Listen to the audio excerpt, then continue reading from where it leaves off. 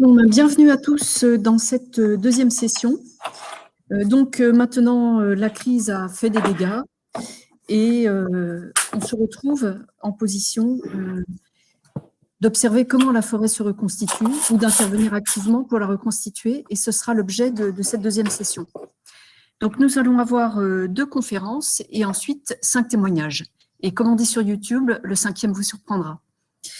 Donc la première conférence sera donnée par Christophe Bouget, qui va s'interroger sur l'effet des crises sanitaires et de leur gestion sur la biodiversité forestière, donc pour un exposé qu'il a préparé avec Jérémy Cour et Aurélien Salé. Donc Christophe et Jérémy sont de l'INRAE de Nogent et Aurélien de l'Université d'Orléans. Et donc, ils s'interrogeront à la fois sur les impacts négatifs, mais aussi sur les opportunités.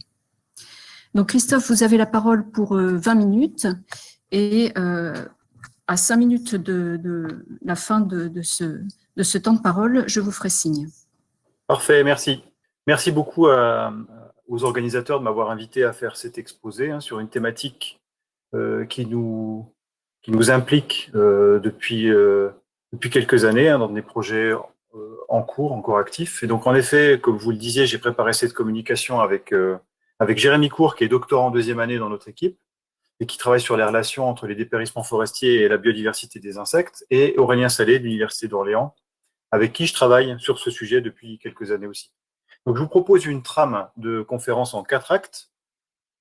On va examiner les effets des dépérissements sur les conditions d'habitat, d'abord, puis on va voir si ça a des impacts sur les communautés biotiques elles-mêmes, avant d'explorer comment la gestion des peuplements dépérissants peut interférer avec les effets qu'on aura explicités, et puis je vous livrerai 3 messages en perspective. Donc, je vais passer assez vite sur l'introduction que nous avions construite parce que le décor a déjà été largement et bien planté par les exposés d'hier après-midi.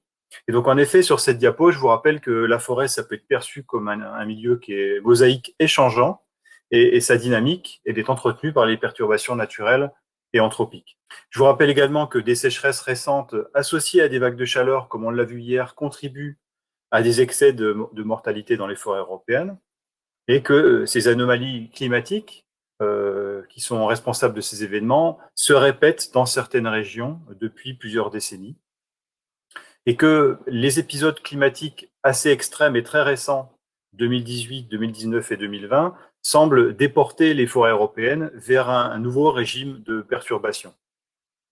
Et donc, sous l'effet d'agents de perturbation qui semblent en effet agir en interaction, souvent de façon synergique, ces perturbations suivantes induisent des effets de grande ampleur, puisque ces perturbations ont actuellement de larges surfaces d'impact, une forte fréquence d'occurrence, une forte intensité qui se traduit par un fort pourcentage de mortalité, et puis souvent une forte agrégation.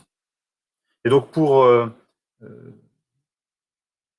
explorer les effets de ces perturbations sur les conditions d'habitat et de la biodiversité, je vais illustrer mon propos avec les résultats de quelques méta-analyses récentes conduites sur le sujet, et puis je vais m'appuyer également sur les résultats de 2 projets auxquels nous avons participé, qui me fourniront des cas d'études. Premier projet, c'est le projet ClimTree, qui implique 2 cas d'études particuliers, les pessières de Bavière qui ont subi les effets combinés de tempêtes et de pullulations de scolytes, que nous avons étudié avec des collaborateurs allemands. Et deuxième cas d'étude, les sapinières des Pyrénées françaises, qui ont été fragilisées par un déficit hydrique chronique. Et deuxième projet, le projet Canopée, qui porte sur les chênaies dépérisantes en région Centre-Val de Loire, et qui livrera également des éléments ouest-européens. Donc, dans un premier temps, je vous propose de voir quels sont les effets des dépérissements sur les conditions d'habitat, de la biodiversité en forêt. Donc, le premier constat qu'on peut livrer, qui est plutôt trivial, c'est évidemment l'accroissement de la densité d'arbres morts dans les peuplements dépérissants, comme c'est illustré ici dans le cas des sapinières et des pessières du projet ClimTree. Le second constat, il concerne l'augmentation du volume de bois mort au sol, local, et de la diversification du stock de bois mort en type de pièces de bois mort. Et là, donc, vous voyez nos données en paissière, en sapinière et en chênaies qui confirment ces tendances fortes. Et dans ce stock de bois mort, il y a une tendance singulière qui est partagée par les différentes observations qu'on a conduites en chênaies, en sapinière et en paissière, c'est en fait l'augmentation du volume de bois mort gisant de gros diamètre, ce que vous voyez singulièrement ici. Et à côté du stock de bois mort, si on bascule notre regard sur le compartiment dendro-microhabitat, eh bien, le dépérissement, on s'aperçoit qu'il a 3 effets majeurs. Le premier effet, c'est qu'on a une composition en type de dendro-microhabitat qui est différenciée quand on compare les peuplements sains et les peuplements dépérissants. C'est ce que vous exprimez ici par les graphes d'ordination dans les paissières et les sapinières du projet Climtree.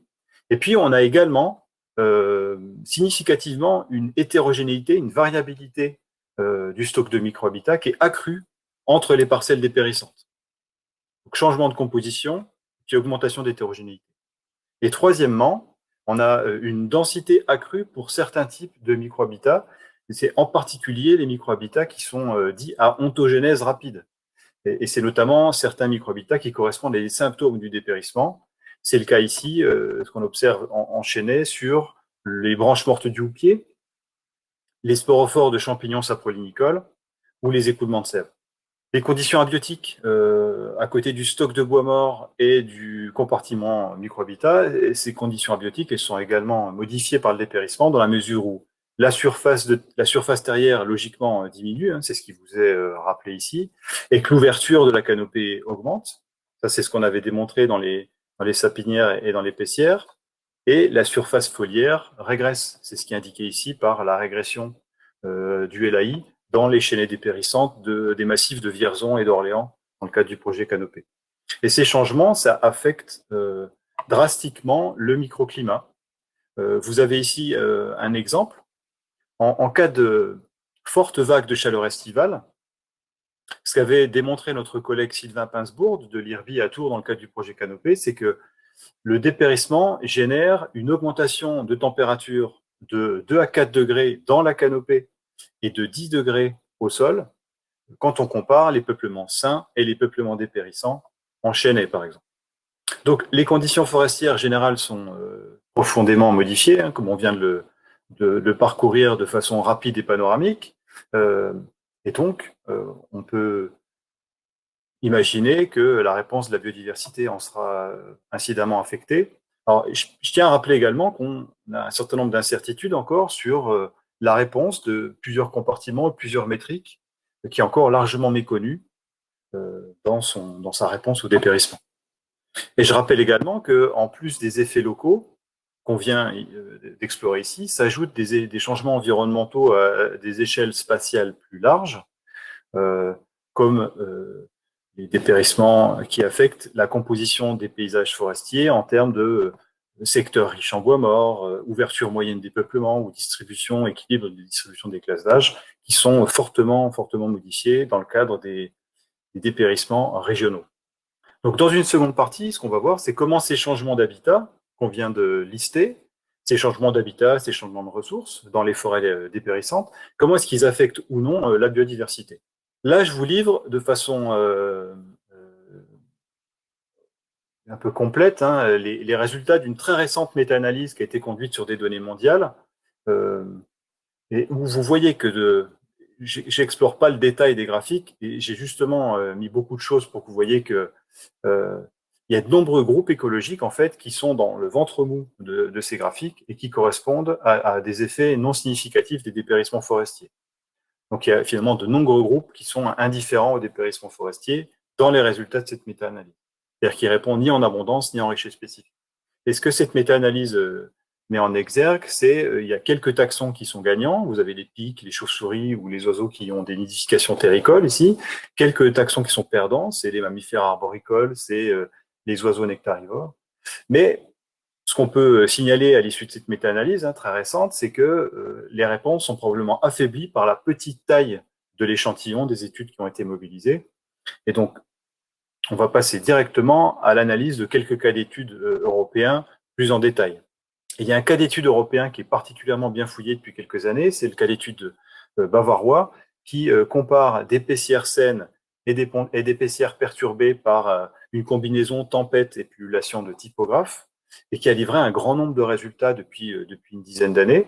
Et vous en avez une synthèse assez complète et bien construite dans un article de Simon Thorne en 2016, dont je reprends ici le tableau général, mais que je ne vais pas décliner dans cette diapo. Et je vais simplement vous montrer cet autre diagramme qui illustre de façon synthétique les résultats bavarois en une compilation des réponses par groupe taxinomique au dépérissement, à la perturbation en PCR. Vous voyez qu'il y a un grand nombre de groupes qui sont favorisés par la perturbation. C'est des groupes qui sont en rouge à droite et en bas. Et c'est parmi eux, par exemple, les coléoptères saproxyliques, les diptères cirphes, les abeilles, les guêpes, les araignées, les homoptères, les plantes vasculaires, les lichens, et très peu de groupes qui sont perdants dans leur réponse à la perturbation. Et dans les chaînets, dans le contexte du projet Canopée, dans les chaînets du Centre Val-de-Loire, donc ce qu'on est en train de montrer de façon parallèle, c'est que pour l'ensemble des guildes d'insectes qui sont associés à différentes ressources arboricoles, on a des réponses au dépérissement qui sont relativement contrastées. Là, vous avez une version un peu panoramique de ces résultats. Vous voyez par exemple que les hyménoptères galligènes, les coléoptères phylophages, les homoptères suceurs de sève, ce sont des taxons qui régressent dans les parcelles dépérissantes. Et à l'inverse, vous avez les xylophages, certains groupes de prédateurs qui, eux, vont progresser dans les secteurs dépérissants. Donc un panorama de réponses relativement contrasté. Et de façon générale, et là c'est le résultat dans les sapinières pyrénéennes qui l'explore, qui l'illustre, on a un effet de niveau de dépérissement, de l'intensité du dépérissement, un effet significatif sur la composition des communautés d'insectes, comme vous le voyez bien sur ces graphes d'ordination, pour différents groupes d'insectes. Ces crises forestières, elles sont souvent soulignées comme étant favorables aux espèces rares dans chacun des groupes. Là, vous avez la même synthèse que tout à l'heure pour l'exemple bavarois, et puis notre cas d'étude en Bavière et dans les sapinières pyrénéennes, qui montre qu'on a une élévation en abondance ou en richesse d'un grand nombre de groupes d'insectes, d'arthropodes, de plantes, en abondance ou en richesse spécifique dans les PCR dépérissantes de Bavière. Et ça se traduit aussi également, par exemple, par la résurgence d'espèces qui étaient devenues cryptiques ou devenues très rares dans les conditions non dépérissantes, qui apparaissent dans le cadre de dépérissement majeur à la faveur d'un accroissement subit de leurs ressources. Ça, c'est le cas d'un champignon et d'un coléoptère, par exemple, d'un insecte qui ont été particulièrement emblématiques en Bavière. Enfin, il est important de signaler que là, on vient de lister un certain nombre d'effets locaux, mais que les effets positifs du dépérissement sur ces espèces rares, c'est potentiellement la traduction aussi d'effets synergiques de l'accroissement de l'offre en ressources aux échelles locales du peuplement et aux échelles régionales du paysage forestier. C'est ce qu'exprime ici un des résultats du projet Climtree, mis en évidence par Jérémy Cour, sur l'abondance des espèces rares dans les sapinières pyrénéennes. Alors, dans ces peuplements dépérissants, la gestion forestière qui est mise en place, on va voir qu'elle peut interférer avec les effets du dépérissement sur l'habitat et donc incidemment avoir des impacts sur la biodiversité. Alors, vous verrez qu'il y a une littérature assez fournie sur les effets de ce que je vais appeler dans mon exposé les coupes de récupération ou les coupes sanitaires de sauvetage. Et ça, c'est une façon de traduire l'expression anglaise salvage logging, qui est vraiment consacrée à la récolte de ces produits accidentels liés aux perturbations et au dépérissement. Donc, ces coupes, elles modifient assez logiquement, en récupérant du matériel ligneux, le stock de bois mort qui avait été généré par les dépérissements dans les peuplements, et donc elles réduisent la densité d'arbres morts, le volume de bois mort, la diversité du bois mort, le volume de gros bois morts, tous ces paramètres dont on a vu juste avant qu'ils avaient été positivement affectés par le dépérissement. Et donc, à ces changements environnementaux induits par les coupes de de récupération, eh bien, les communautés biotiques, de leur côté, vont répondre majoritairement négativement. Là, vous avez une méta-analyse qui a été conduite par notre collègue allemand Simon Thorn assez récemment. Donc, vous voyez qu'il n'y a que quelques groupes gagnants. Il y a un certain nombre de groupes indifférents et en revanche, il y a de nombreux groupes qui sont perdants à l'issue de ces coupes de récupération. Dans le détail, hein, ces coupes sanitaires, il semble qu'elles fassent régresser les groupes forestiers. Ça, c'est l'objet d'une analyse de la littérature qu'a conduite Jérémy Cour, alors qu'elles favorisent les espèces de milieux ouverts. Et donc ça, mais ça va avoir un effet évident, c'est que ça va faire dériver, au final, la composition des assemblages d'espèces plus loin encore des communautés forestières qui existaient avant le dépérissement. Là, comme l'exprime un résultat qu'on a démontré dans ClimTree sur les sapinières et les pessières, et puis un autre résultat qui avait été démontré par des collègues canadiens sur d'autres types de perturbations sur les communautés d'oiseaux.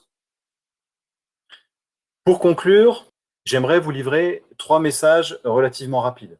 Le premier message, c'est qu'il conviendrait qu'on puisse prolonger l'ensemble des observations dont je viens d'essayer de vous livrer une synthèse, car finalement, les communautés pourraient répondre plutôt à ce qu'on appelle un pulse temporaire de ressources post-dépérissement. Et après, que se passe-t-il? Est-ce qu'il y aura d'autres pulses? Comment vont répondre les communautés? On le sait mal. Et donc, il serait intéressant de mettre en place un suivi des dépérissements, de leurs effets sur les conditions forestières et de leurs effets sur la biodiversité qui est associée à ces changements de conditions forestières. Deuxième message, c'est qu'il convient de rappeler qu'à côté de ces effets plutôt positifs, en tout cas significatifs et plutôt positifs sur la biodiversité, il y a des collègues qui ont conduit des analyses de la littérature, que vous voyez ici, hein, et qui montrent que, en bilan, les effets sont plutôt négatifs sur les services écosystémiques. Donc c'est un point qu'il faut garder en mémoire quand on essaie de dresser un bilan écologique global des dépérissements. Et dernière diapo, il y a pas mal d'auteurs, écologues, forestiers, qui suggèrent de saisir les opportunités de ces crises forestières pour opérer une restauration des héritages naturels des perturbations dans nos forêts exploitées, dans nos forêts gérées. Et là, vous avez un exemple intéressant qui va jusqu'à quantifier à partir d'une simulation fondée sur des données empiriques, multitaxinomiques globales. Donc, le collègue Simon Thorn, le collègue allemand, est allé jusqu'à essayer de quantifier des cibles de rétention de secteurs dépérissants dans nos forêts exploitées. Donc, évidemment, le schéma est un peu petit, mais c'est un article qui est facilement accessible. C'est un article qui est paru dans Nature. Je vous en donne la teneur. En gros, ce qu'il démontre, Simon, c'est que pour préserver 90% de la richesse spécifique des groupes forestiers, en moyenne, il faut préserver 75% des secteurs dépérissants sans exploitation. Et quand on prend les choses sous un autre angle, c'est sa colonne de droite, en exploitant 50%, donc la moitié des secteurs perturbés, ben là, on va préserver en moyenne 73% de la richesse spécifique forestière. Donc voilà, l'idée, c'est de mettre en place de façon assez opportuniste une façon de profiter de la crise en mettant en place une sylviculture de rétention pour essayer de récupérer quelques bénéfices de ces crises sur les auxiliaires, la biodiversité, la régénération et pas sacrifier l'ensemble des fruits récoltés. Je vous remercie de votre attention. Merci beaucoup Christophe pour ce respect impeccable du temps. Alors, nous avons pas mal de questions, notamment des questions qui sont finalement dans la ligne de votre exposé, hein, qui s'interrogent sur le traitement de la forêt après dépérissement. Et donc, par exemple, quelle proportion de bois d'épicéa conserver, alors cette fois pour une fraction particulière de la biodiversité, pour favoriser le développement des prédateurs des scolites, et notamment le clairon des fourmis. Ouais. Alors, est-ce que vous avez des résultats à proposer? Alors là, si on reprend le graphique de la dernière diapo, si on veut, et là les choses sont, pour la simulation de Simon Thorn, observées de façon multitaxinomique et pas simplement sur les prédateurs de scolites, observées en richesse spécifique et pas en abondance. Donc, ce que lui, et je vous rappelle le message que je livrais, hein, ce que lui démontre, c'est que il faut maintenir 75% de secteurs dépérissants non exploités. Alors ça peut correspondre aussi à 75% du volume d'épicéa par parcelle non exploité. Hein. C'est une vision qu'on peut avoir à différentes échelles spatiales pour maintenir plus de 90% des espèces de chacun des groupes. Alors, chacun des groupes inclut les prédateurs de Coléoptères saproxyliques, les coléoptères ravageurs, hein, bien entendu, tout comme ça inclut l'action sur d'autres prédateurs épigés, autres prédateurs arboricoles que le clairon qu'on vient d'évoquer.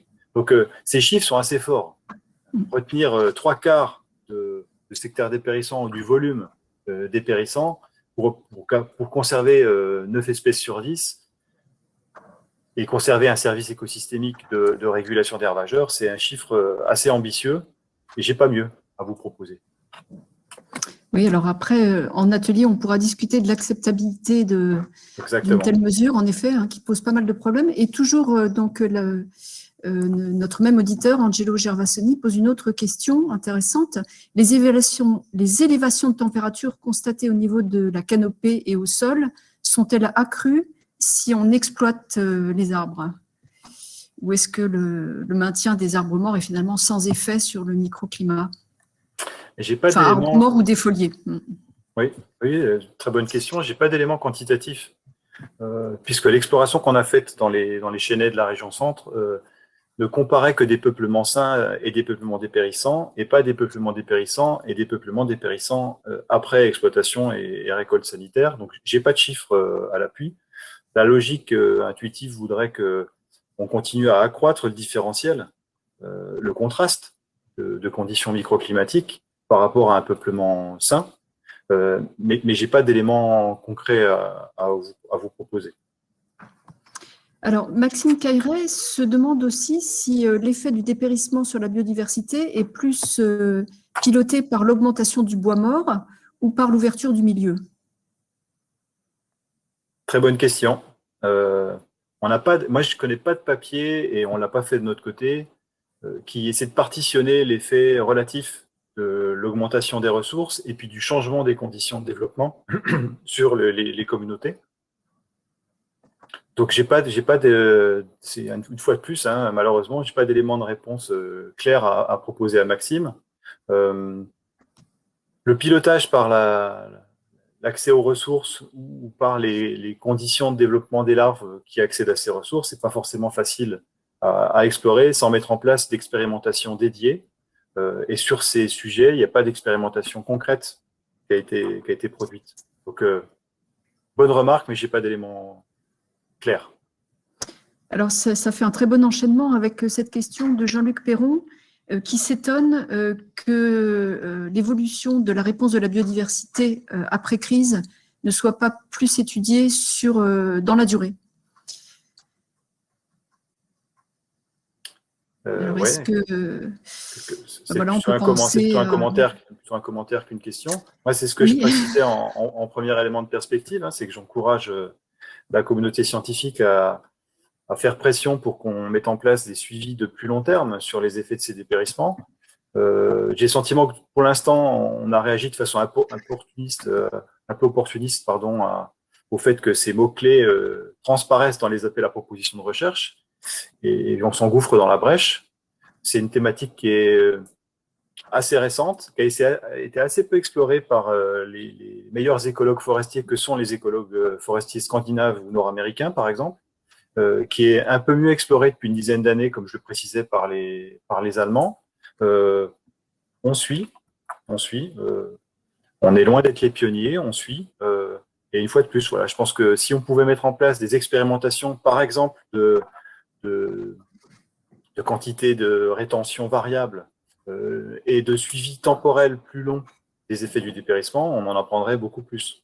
Alors, je pense qu'il y a un des aspects positifs quand même de ce que je vous ai montré, c'est qu'on a une vision souvent vraiment multitaxinomique. Alors là, je ne vous ai pas parlé simplement de la réponse d'un modèle biologique, mais mon propos traitait des plantes aux oiseaux, de la réponse vraiment multigroupe. Et ça, je pense que c'est à l'initiative de toute la communauté scientifique qui s'est lancée sur le sujet, un vrai bonus.